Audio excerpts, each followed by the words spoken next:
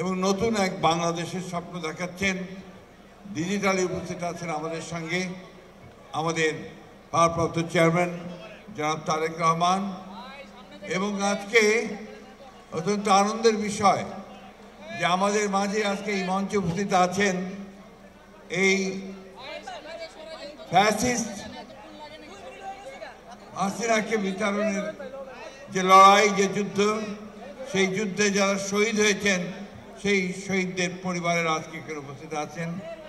আজকে আমাদের বিএনপির জাতীয় স্থায়ী কমিটির সদস্যবৃন্দ, যুবদলের কেন্দ্রীয় নেতৃবৃন্দ, বিএনপির কেন্দ্রীয় নেতৃবৃন্দ, প্রিয় ভাই ও বোনেরা, আসসালামু আলাইকুম। আজকের এই অনুষ্ঠানটি নিঃসন্দেহে এখন পর্যন্ত যতগুলো অনুষ্ঠান আমরা করেছি আমাদের শহীদদেরকে মনে রাখার জন্য, তার মধ্যে নিঃসন্দেহে এটি অন্যতম একটি শ্রেষ্ঠ অনুষ্ঠান। আমাদের 1 বছর হচ্ছে।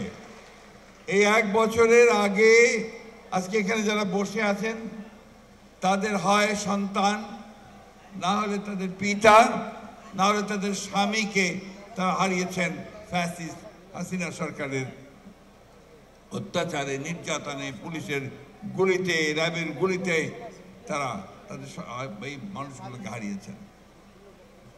প্রিয় সহকর্মীবৃন্দ, আমরা একটা দুঃসময় পার হয়ে এসেছি। দীর্ঘ সময় আমরা পার হয়ে একটা যুগ সন্ধিক্ষণে এসেছি। এখন একটা আমরা ট্রানজিশনাল পিরিয়ডে আছি, যখন আমরা গণতন্ত্রের দিকে এগিয়ে যাওয়ার একটা স্বপ্ন দেখছি, সুযোগ পেয়েছি। আমাদের সামনে এটাই সবচেয়ে বড় চ্যালেঞ্জ যে একটা ধ্বংসপ্রাপ্ত অর্থনীতি, একটা ধ্বংসপ্রাপ্ত রাজনৈতিক কাঠামো, সেটাকে আবার ভিত্তি তৈরি করে, তাকে তৈরি করে আমাদেরকে আবার সামনের দিকে এগিয়ে যেতে হবে। কিছুক্ষণ আগে সম্ভবত সাইদ আবদুল্লাহ এই কথাটা বলেছেন যে বিএনপির এটাকে কাকতাড়িয়ে বলবো না ভবিতব্য বলবো জানি না, যখনই দেশ ধ্বংসপ্রাপ্ত হয়, যখনই অর্থনীতি ধ্বংস হয়ে যায়, তখনই বিএনপি সেই দায়িত্বে এসে পড়ে এটাকে আবার পুনর্গঠন করার জন্য। প্রতিটি সময় তাই ঘটেছে।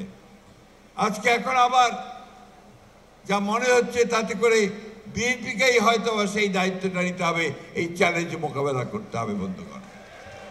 এবং সেই জন্য আমি অত্যন্ত আনন্দিত হয়েছি এই কারণে যে যুবদল আজকে প্রমাণ করেছে যে তারা তাদের যোগ্যতার পরিচয় দিয়েছে এই অনুষ্ঠানের মধ্য দিয়ে। আমাদের সামনে অনেক চ্যালেঞ্জ। আমাদের রাজনৈতিক কাঠামোকে ভেঙে দেওয়া হয়েছে, অর্থনৈতিক ভিত্তিকে ধ্বংস করে দেওয়া হয়েছে। এই চ্যালেঞ্জগুলো মোকাবেলা করার জন্য আজকে আমরা যে নেতার নেতৃত্বে আমরা রাজনীতি করছি, তিনি গতকাল ছাত্র দলের সভায় সেখানে যে বক্তব্য দিয়েছেন, সেই বক্তব্যে কিন্তু আমরা তার দিক নির্দেশনা খুঁজে পেয়েছি। সম্পূর্ণ নতুন চিন্তার মধ্য দিয়ে দেশকে কিভাবে তিনি গড়ে তুলবেন সেই চিন্তা, সেই স্বপ্ন তিনি দেখিয়েছেন। এখন এই মুহূর্তে এটাই দরকার। আমরা যাদেরকে হারিয়েছি তাদেরকে আমরা ফিরে পাবো না। আমরা এখানে কথা শুনেছি সেই সমস্ত করুণ কাহিনী, মর্মান্তিক কাহিনী, পাশবিক নির্যাতনের কাহিনী, কিন্তু এর মধ্য থেকে তো আমাদেরকে জেগে উঠতে হবে, আমাদের মাথা তুলে দাঁড়াতে হবে। বাংলাদেশ কখনো মাথা নত করেনি, লড়াই করেছে, লড়াই করে গেছে, সামনের দিকে এগিয়ে গেছে। আমরা দীর্ঘ 15 বছর সংগ্রাম করেছি, লড়াই করেছি দেশনেত্রী বেগম খালেদা জিয়ার নেতৃত্বে, এবং তারপরে প্রায় এই 6 বছর 8 বছর আমরা জনাব তারেক রহমানের নেতৃত্বে আমরা এই আন্দোলনকে চূড়ান্ত পর্যায়ে নিয়ে এসেছি। আজকে একটা ষড়যন্ত্র চলছে, একটা চক্রান্ত চলছে যে দেশে আবার একটা অস্থিরতা সৃষ্টি করবার, দেশে একটা ষড়যন্ত্র তৈরি করবার, যেন বাংলাদেশে গণতন্ত্রের ট্রানজিশন সঠিক মতো না হয়। কিন্তু আমরা এটা বিশ্বাস করি যে বাংলাদেশ জাতীয়তাবাদী দল, যুবদল, ছাত্রদল যতদিন তারা টিকে থাকবে ততদিন এই দেশে এই গণতন্ত্রকে ধ্বংস করবার কোনো শক্তি কখনো জয়ী হতে পারবে না বন্ধুগণ।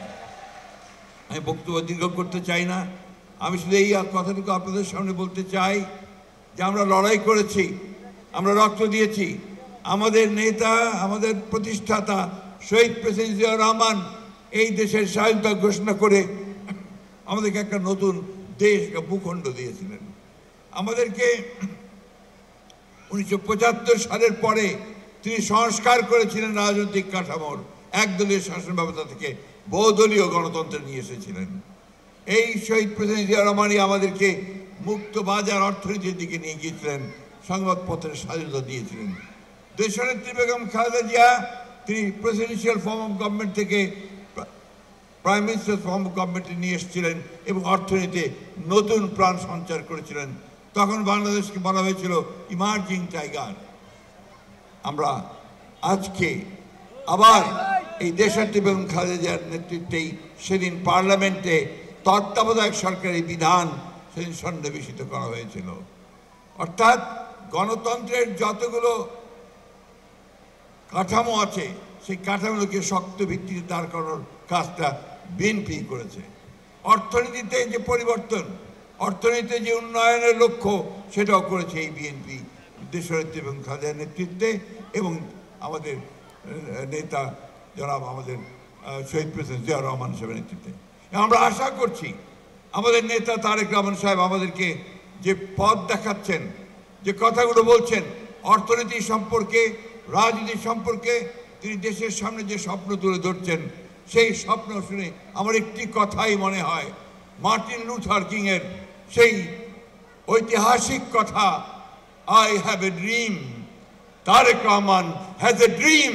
ইনশাল্লাহ সেই ড্রিম নিয়েই আমরা সামনের দিকে এগিয়ে যেতে পারবো এবং আমরা জয় করব। উই শ্যাল ওভারকাম ইনশাল্লাহ।